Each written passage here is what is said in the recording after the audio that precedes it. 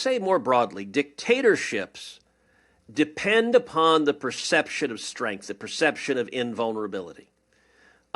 We're seeing this play out in Iran right now. In Iran, there are protests all over Iran on the streets, and the people are rising up. And regular listeners of Verdict will recall that in the wake of President Trump ordering the bombing on the Iranian nuclear facilities, I predicted on this podcast, I said, I think the Ayatollah and the mullahs, their days are numbered, and here's why.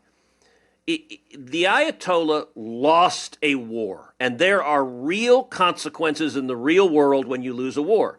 Now, first, they lost the 12-day war to Israel, and Israel took out all of their air defenses, took out much of their senior leadership, took out much of the IRGC, took out the head of the IRGC literally day after day after day. They kept appointing someone new, and he was killed the next day. And if you are a radical Islamist leader who not only loses a war, but loses a war to Israel. Yeah.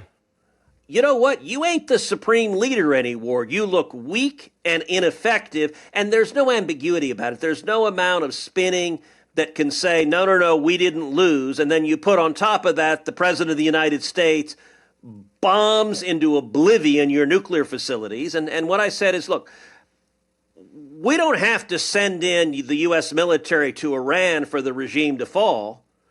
The regime is so weakened, my hope is the Iranian people will rise up. And I think there's a real possibility that's happening right now, and they are weakened.